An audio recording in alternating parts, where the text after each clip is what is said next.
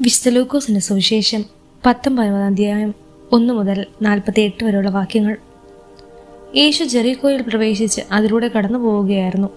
അവിടെ സക്കവോസ് എന്നു പേരായ ഒരാളുണ്ടായിരുന്നു. അവൻ ചുങ്കക്കാരിൽ പ്രധാനനും ധനികനുമായിരുന്നു. യേശു ആരെന്ന് കാണാൻ അവൻ ആഗ്രഹിച്ചു. പൊക്കം കുറവായതിനാൽ ജനക്കൂട്ടത്തിൽ നിന്നുകൊണ്ട് അത് സാധ്യമായിരുന്നില്ല. യേശുവിനെ കാണാൻ വേണ്ടി അവൻ മുമ്പേ ഓടി ഒരു സിക്കമോർ മരത്തിൽ കയറിയിരുന്നു. യേശു അതിലെയാണ് കടന്നു പോകാനിരുന്നത്. അവിടെ എത്തിയപ്പോൾ അവൻ മുകളിലേക്ക് നോക്കി പറഞ്ഞു, സക്കേവോസ്, വേഗം ഇറങ്ങി വരിക, ഇന്ന് എനിക്ക് നിന്റെ വീട്ടിൽ താമസിക്കേണ്ടിയിരിക്കുന്നു. അവൻ തിടക്കത്തിൽ ഇറങ്ങിച്ചെന്ന് സന്തോഷത്തോടെ അവനെ സ്വീകരിച്ചു. ഇത് കണ്ടപ്പോൾ അവരെല്ലാവരും പിറുപിറുത്തു, ഇവൻ പാപിയുടെ വീട്ടിൽ അതിഥിയായി താമസിക്കുന്നുവല്ലോ. സക്കേവോസ് എഴുന്നേറ്റ് പറഞ്ഞു, കർത്താവേ, ഇതാ എൻ്റെ സ്വത്തിൽ പകുതി ഞാൻ ദരിദ്രർക്ക് കൊടുക്കുന്നു. ആരുടെയെങ്കിലും വക വഞ്ചിച്ചെടുത്തിട്ടുണ്ടെങ്കിൽ 4 ഇരട്ടിയായി തിരിച്ചു കൊടുക്കുന്നു. യേശു അവനോട് പറഞ്ഞു, ഇന്ന് ഈ ഭവനത്തിന് ലക്ഷ്യം ലഭിച്ചിരിക്കുന്നു. ഇവനും അബ്രഹാത്തിന്റെ പുത്രനാണ്. നഷ്ടപ്പെട്ടു പോയതിനെ കണ്ടെത്തി രക്ഷിക്കാനാണ് ദൈവപുത്രൻ വന്നിരിക്കുന്നത്. അവർ ഇത് കേട്ടുകൊണ്ടിരിക്കുമ്പോൾ അവൻ തുടർന്ന് ഒരു ഉപമ പറഞ്ഞു. കാരണം അവൻ ജെറുസലേമിന് സമീപത്തായിരുന്നു. ദൈവരാജ്യം ഉടൻ വന്നു ചേരുമെന്ന് അവർ വിചാരിക്കുകയും ചെയ്തിരുന്നു. അവൻ പറഞ്ഞു, ഒരു പ്രഭു രാജപദവി സ്വീകരിച്ച് തിരിച്ചു വരാൻ വേണ്ടി ദൂരദേശത്തേക്ക് പോയി. അവൻ ഭൃത്യന്മാരിൽ 10 പേരെ വിളിച്ച് 10 നാണയം അവരെ ഏൽപ്പിച്ചുകൊണ്ട് പറഞ്ഞു, ഞാൻ തിരിച്ചു വരുന്നതുവരെ നിങ്ങളതുകൊണ്ട് വ്യാപാരം ചെയ്യുവേൻ. അവന്റെ പൗരന്മാർ അവനെ വെറുത്തിരുന്നു. ഈ മനുഷ്യൻ ഞങ്ങളെ ഭരിക്കാൻ ഞങ്ങളെ ഇഷ്ടപ്പെടുന്നില്ല എന്ന നിവേദനവുമായി അവർ ഒരു പ്രതിനിധി സംഘത്തെ അവന്റെ പിന്നാലെ അയച്ചു. എന്നാൽ അവൻ രാജപദവി സ്വീകരിച്ച് തിരിച്ചു വന്നു. താൻ പണം ഏൽപ്പിച്ചിരുന്ന ഭൃത്യന്മാർ വ്യാപാരം ചെയ്ത് എന്ത് സമ്പാദിച്ചുവെന്ന് അറിയുന്നതിന് അവരെ വിളിക്കാൻ അവൻ കൽപ്പിച്ചു. ഒന്നാമൻ വന്നു പറഞ്ഞു, യജമാനെ, നീ തന്ന നാണയം 10 കൂടി നേടിയിരിക്കുന്നു. അവൻ പറഞ്ഞു, കൊള്ളാം, നല്ലവനായ ഭൃത്യ, ചെറിയ കാര്യത്തിൽ വിശ്വസ്തനായിരിക്കുന്നത് കൊണ്ട് 10 നഗരങ്ങളുടെ മേൽ നീ അധികാരിയായിരിക്കും. രണ്ടാമൻ വന്നു പറഞ്ഞു, യജമാനെ, നീ തന്ന നാണയം 5 കൂടി നേടിയിരിക്കുന്നു. യജമാൻ അവനോട് പറഞ്ഞു, 5 നഗരങ്ങളുടെ മേൽ നീ അധികാരിയായിരിക്കും. വേറൊരുവൻ വന്നു പറഞ്ഞു, യജമാനെ, ഞാൻ തുണിയിൽ പൊതിഞ്ഞ് സൂക്ഷിച്ചിരുന്ന നിന്റെ നാണയം ഇതാ. നിന്നെ എനിക്ക് ഭയമായിരുന്നു, കാരണം നീ കർക്കശനും വയ്ക്കാത്തത് എടുക്കുന്നവനും വിധിക്കാത്തത് കൊയ്യുന്നവനുമാണ്. അവൻ പറഞ്ഞു, ദുഷ്ടഭൃത്യ, നിന്റെ വാക്കുകൊണ്ട് തന്നെ നിന്നെ ഞാൻ വിധിക്കും. ഞാൻ കർക്കശനും വയ്ക്കാത്തത് എടുക്കുന്നവനും വിതയ്ക്കാത്തത് കൊയ്യുന്നവനുമാണെന്ന് നീ അറിഞ്ഞിരുന്നല്ലോ. പിന്നെ നീ എന്തുകൊണ്ട് പണമിടപാടുകാരെ എൻ്റെ പണം ഏൽപ്പിച്ചില്ല? എങ്കിൽ ഞാൻ മടങ്ങി വന്നപ്പോൾ പലിശയോടുകൂടി അത് തിരിച്ച് വാങ്ങുമായിരുന്നില്ലേ? അവൻ ചുറ്റു നിന്നവരോട് പറഞ്ഞു, അവനിൽ നിന്ന് ആ നാണയം എടുത്ത് 10 നാണയമുള്ളവന് കൊടുക്കുക. അവർ അവനോട് പറഞ്ഞു, യജമാനെ, അവന് 10 നാണയമുണ്ടല്ലോ എന്ന് പറഞ്ഞു.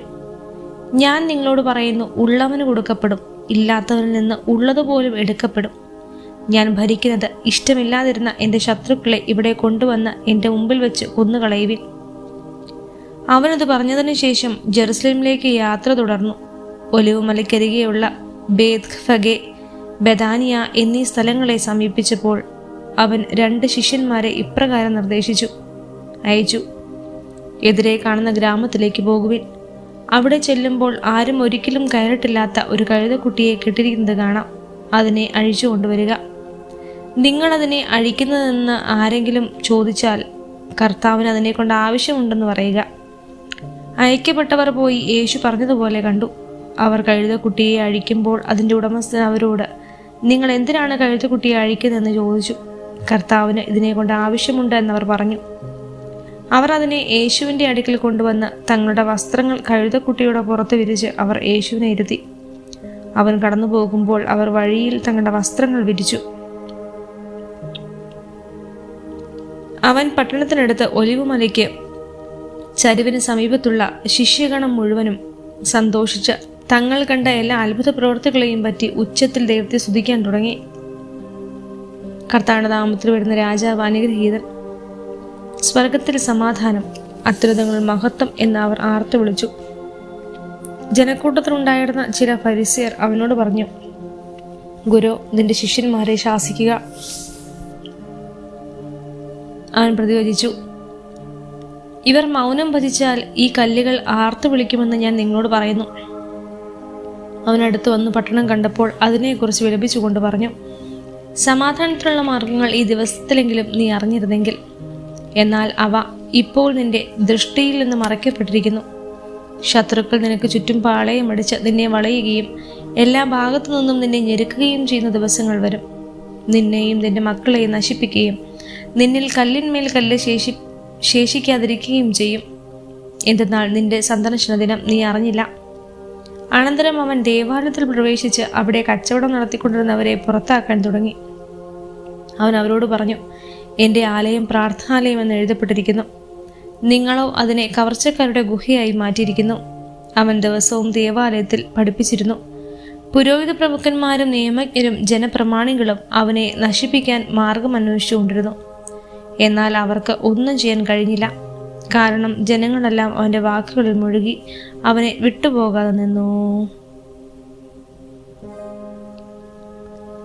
വിശുദ്ധ ലൂക്കോസിന്റെ സുവിശേഷം 20-ാം അധ്യായം 1 മുതൽ 47 വരെയുള്ള വാക്യങ്ങൾ. ഒരു ദിവസം അവൻ ദേവാലയത്തിൽ ജനങ്ങളെ പഠിപ്പിക്കുകയും സുവിശേഷം പ്രസംഗിക്കുകയും ചെയ്തുകൊണ്ടിരിക്കുമ്പോൾ പുരോഹിത പ്രഭുക്കന്മാരും നിയമജ്ഞരും ജനപ്രമാണികളും കൂടെ അവൻ്റെ അടുത്ത് വന്നു. അവർ അവനോട് പറഞ്ഞു, എന്തധികാരത്തിലാണ് നീ ഇതൊക്കെ ചെയ്യുന്നത്? അഥവാ നിനക്ക് ഈ അധികാരം നൽകിയത് ആരാണ് എന്ന് ഞങ്ങളോട് പറയുക. അവൻ മറുപടി പറഞ്ഞു, ഞാനും നിങ്ങളോടൊന്നും ചോദിക്കട്ടെ, ഉത്തരം പറയുവിൻ. യോഹന്നാന്റെ ജ്ഞാനസ്നാനം സ്വർഗത്തിൽ നിന്നോ മനുഷ്യരിൽ നിന്നോ? അവർ പരസ്പരം ആലോചിച്ചു. സ്വർഗത്തിൽ നിന്ന് പറഞ്ഞാൽ പിന്നെ എന്തുകൊണ്ടാ നിങ്ങൾ അവനെ വിശ്വസിച്ചില്ല എന്നവൻ ചോദിക്കും. മനുഷ്യരിൽ നിന്ന് പറഞ്ഞാൽ ജനങ്ങളെല്ലാം നമ്മെ കല്ലെറിയും. എന്തെന്നാൽ യോഹന്നാൻ ഒരു പ്രവാചകനാണെന്ന് അവർ വിശ്വസിച്ചിരുന്നു. അതിനാൽ അവർ മറുപടി പറഞ്ഞു, എവിടെയെന്ന് ഞങ്ങൾക്ക് അറിഞ്ഞുകൂടാ. അപ്പോൾ യേശു പറഞ്ഞു, എന്തധികാരത്തിലാണ് ഞാനത് ചെയ്യുന്നതെന്ന് ഞാനും നിങ്ങളോട് പറയുന്നില്ല. അവൻ ജനങ്ങളോട് ഈ ഉപമ പറഞ്ഞു. ഒരു മനുഷ്യൻ ഒരു മുന്തിരിത്തോട്ടം നട്ടുപിടിപ്പിച്ചു. അത് കൃഷിക്കാരെ ഏൽപ്പിച്ചതിന് ശേഷം ദീർഘനാളത്തേക്ക് അവിടെ നിന്ന് പോയി. സമയമായപ്പോൾ മുന്തിരിപ്പഴങ്ങളിൽ നിന്ന് ഓഹരി ലഭിക്കേണ്ടതിന് അവനൊരു വൃദ്ധനെ കൃഷിക്കാരുടെ അടുത്തേക്ക് അയച്ചു. എന്നാൽ കൃഷിക്കാർ അവനെ അടിക്കുകയും വെറും കൈയോടെ തിരിച്ചയക്കുകയും ചെയ്തു. അവൻ മറ്റൊരു വൃദ്ധനെ അയച്ചു. അവനെയും അവർ അടിക്കുകയും അപമാനിക്കുകയും വെറും കൈയോടെ തിരിച്ചയക്കുകയും ചെയ്തു. അവൻ മൂന്നാമതൊരുവനെ അയച്ചു. അവർ അവനെ പരിക്കേൽപ്പിക്കുകയും പുറത്തേക്ക് എറിയുകയും ചെയ്തു. അപ്പോൾ തോട്ടത്തിൻ്റെ ഉടമസ്ഥൻ പറഞ്ഞു, ഞാൻ എന്താണ് ചെയ്യുക? എൻ്റെ പ്രിയപുത്രനെ ഞാൻ അയക്കും, അവനെ അവർ മാനിച്ചേക്കും. പക്ഷേ കൃഷിക്കാർ അവനെ കണ്ടപ്പോൾ പരസ്പരം പറഞ്ഞു, ഇവനാണ് അവകാശി, ഇവനെ നമുക്ക് കൊന്നുകളയാം, അപ്പോൾ അവകാശം നമ്മുടേതാകും. അവർ അവനെ മുന്തിരിത്തോട്ടത്തിന് വെളിയിലേക്ക് എറിഞ്ഞു കൊന്നുകളഞ്ഞു. ആകയാൽ മുന്തിരിത്തോട്ടത്തിൻ്റെ ഉടമസ്ഥൻ അവരോട് എന്ത് ചെയ്യും? അവൻ വന്ന് ആ കൃഷിക്കാരെ നശിപ്പിക്കുകയും മുന്തിരിത്തോട്ടം മറ്റാളുകളെ ഏൽപ്പിക്കുകയും ചെയ്തു. അവർ ഇത് കേട്ടപ്പോൾ ഇത് സംഭവിക്കാതിരിക്കട്ടെ എന്ന് പറഞ്ഞു. യേശു അവരെ നോക്കിക്കൊണ്ട് പറഞ്ഞു, പണിക്കാർ ഉപേക്ഷിച്ചു കളഞ്ഞ കല്ല് മൂലക്കല്ലായി തീർന്നെന്ന് എഴുതപ്പെട്ടിരിക്കുന്നത് എന്താണ്? ആ കല്ലിന്മേൽ നിബദിക്കുന്ന ഏതൊരുവനും തകരും. അത് ആരുടെ മേൽ പതിക്കുന്നുവോ അവനെ അത് ധൂളിയാക്കും. തങ്ങൾക്കെതിരായിട്ടാണ് ഈ ഉപമ അവൻ പറഞ്ഞതെന്ന് നിയമജ്ഞരും പ്രധാന പുരോഹിതന്മാരും മനസ്സിലാക്കി അവനെ കയ്യേറ്റം ചെയ്യാൻ പരിശ്രമിച്ചു. എന്നാൽ അവർ ജനങ്ങളെ ഭയപ്പെട്ടു. അതിനാൽ അവർ നീതിമാന്മാരെന്ന് ഭാവിക്കുന്ന ചാരന്മാരെ അയച്ച് അവനെ ദേശാധിപതിയുടെ അധികാരത്തിനും വിധിക്കും ഏൽപ്പിച്ചു കൊടുക്കത്തക്ക വിധം അവൻ്റെ വാക്കിൽ നിന്ന് എന്തെങ്കിലും പിടിച്ചെടുക്കാൻ അവസരം കാത്തിരുന്നു. അവർ അവനോട് പറഞ്ഞു, ഗുരു, നീ ശരിയായി സംസാരിക്കുകയും പഠിപ്പിക്കുകയും ചെയ്യുന്നവനും മുഖം നോക്കാതെ ദൈവത്തിൻ്റെ വഴി സത്യമായി പഠിപ്പിക്കുന്നവനുമാണെന്ന് ഞങ്ങൾക്കറിയാം. ഞങ്ങൾ സീസറിനോട് നികുതി കൊടുക്കുന്നത് നിയമാനുസൃതമോ അല്ലയോ? അവൻ അവരുടെ കൗശലം മനസ്സിലാക്കി അവരോട് പറഞ്ഞു, നിങ്ങളൊരു ധനാറ എന്നെ കാണിക്കുവേൻ. ആരുടെ രൂപവും ലിഖിതവുമാണ് ഇതിലുള്ളത്? സീസറിൻ്റേത് എന്നവർ പറഞ്ഞു. അവൻ അവരോട് പറഞ്ഞു, എങ്കിൽ സീസറിനുള്ളത് സീസറിനും ദൈവത്തിനുള്ളത് ദൈവത്തിനും കൊടുക്കുവിൻ. ജനങ്ങളുടെ സാന്നിധ്യത്തിൽ വെച്ച് അവനെ വാക്കിൽ കൊടുക്കുവാൻ അവർക്ക് സാധിച്ചില്ല. അവൻ്റെ മറുപടിയിൽ ആശ്ചര്യപ്പെട്ട് അവർ മൗനം അവലംബിച്ചു. പുനരുത്ഥാനം നിഷേധിക്കുന്ന സദുക്കായരിൽ ചിലർ അവനെ സമീപിച്ച് ചോദിച്ചു, ഗുരു, ഒരാളുടെ വിവാഹിതനായ സഹോദരൻ സന്താനമില്ലാതെ മരിച്ചാൽ അവൻ ആ സഹോദരൻ്റെ വിധവയെ സ്വീകരിച്ച് അവനു വേണ്ടി സന്താനത്തെ ഉൽപ്പാദിപ്പിക്കണമെന്ന് മോശ കൽപ്പിച്ചിട്ടുണ്ട്. ഒരിടത്ത് 7 സഹോദരന്മാർ ഉണ്ടായിരുന്നു. ഒന്നാമൻ ഒരുവളെ വിവാഹം ചെയ്തു. അവൻ സന്താനമില്ലാതെ മരിച്ചു. അനന്തരം രണ്ടാമനും പിന്നെ മൂന്നാമനും അവളെ ഭാര്യയായി സ്വീകരിച്ചു. അങ്ങനെ 7 പേരും സന്താനമില്ലാതെ മരിച്ചു. അവസാനം ആ സ്ത്രീ മരിച്ചു. പുനരുദ്ധാനത്തിൽ അവൾ അവരിൽ ആരുടെ ഭാര്യയായിരിക്കും? അവൾ 7 പേരുടെയും ഭാര്യയായിരുന്നല്ലോ. യേശു അവരോട് പറഞ്ഞു, ഈ യുഗത്തിന്റെ സന്താനങ്ങൾ വിവാഹം ചെയ്യുകയും ചെയ്തു കൊടുക്കുകയും ചെയ്യുന്നു. എന്നാൽ വരാനിരിക്കുന്ന യുഗത്തെ പ്രാപിക്കുന്നതിനും മരിച്ചവരിൽ നിന്ന് ഉയർക്കുന്നതിനും യോഗ്യരായവർ വിവാഹം ചെയ്യുകയോ ചെയ്തു കൊടുക്കുകയോ ഇല്ല. പുനരുദ്ധാനത്തിന്റെ മക്കൾ എന്ന നിലയിൽ അവർ ദൈവദൂതന്മാർക്ക് തുല്യരും ദൈവമക്കളുമാണ്. ആകയാൽ അവർക്ക് ഇനിയും മരിക്കാൻ സാധിക്കുകയില്ല. മോശ പോലും മുൾപ്പടർപ്പെങ്കൽ വച്ച് കർത്താവിനെ അബ്രാഹാത്തിന്റെ ദൈവമെന്നും ഇസഹാക്കിന്റെ ദൈവമെന്നും യാക്കോബിന്റെ ദൈവമെന്നും വിളിച്ചുകൊണ്ട് മരിച്ചവർ ഉയർക്കുമെന്ന് കാണിച്ചു തന്നിട്ടുണ്ട്. അവിടുന്ന് മരിച്ചവരുടെ അല്ല, ജീവിക്കുന്നവരുടെ ദൈവമാണ്. അവിടുത്തേക്ക് എല്ലാവരും ജീവിക്കുന്നവർ തന്നെ.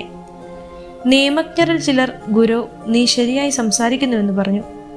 അവനോട് എന്തെങ്കിലും ചോദിക്കാൻ പിന്നീട് അവർ മുതിർന്നില്ല. അപ്പോൾ അവൻ അവരോട് ചോദിച്ചു, ക്രിസ്തു ദാവീദിന്റെ പുത്രൻ ആണെന്ന് പറയാൻ എങ്ങനെ കഴിയും? ദാവീദ് തന്നെയും സങ്കീർത്തന പുസ്തകത്തിൽ പറയുന്നു, കർത്താവ് എൻ്റെ കർത്താവിനോട് അരുളി ചെയ്യുന്നു, ഞാൻ നിന്റെ ശത്രുക്കളെ നിനക്ക് പാദമിടമാക്കുവോളം നീ എൻ്റെ വലത്ത് ഭാഗത്തിരിക്കുക. ദാവീദ് അവനെ കർത്താവ് എന്ന് വിളിക്കുന്നു. പിന്നെ എങ്ങനെയാണ് അവൻ ദാവീദിന്റെ പുത്രനാവുന്നത്? സകല മനുഷ്യരും കേൾക്കെ അവൻ ശിഷ്യരോട് പറഞ്ഞു, നിയമജ്ഞരെ സൂക്ഷിച്ചുകൊള്ളുവിൻ. അവർ നീണ്ട മേലങ്കികൾ ധരിക്കിച്ച് നടക്കാനും പൊതുസ്ഥലങ്ങളിൽ അഭിവാദനങ്ങളും സിനഗോഗുകളിൽ പ്രമുഖ സ്ഥാനങ്ങളും വിരുന്നുകളിൽ അഗ്രാസനങ്ങളും ലഭിക്കാനും ആഗ്രഹിക്കുന്നു. അവർ വിധവകളുടെ ഭവനങ്ങൾ വിഴുങ്ങുകയും ദീർഘമായി പ്രാർത്ഥിക്കുന്നതായി നടിക്കുകയും ചെയ്യുന്നു. അവർക്ക് കൂടുതൽ കഠിനമായ ശിക്ഷാവിധി ലഭിക്കും.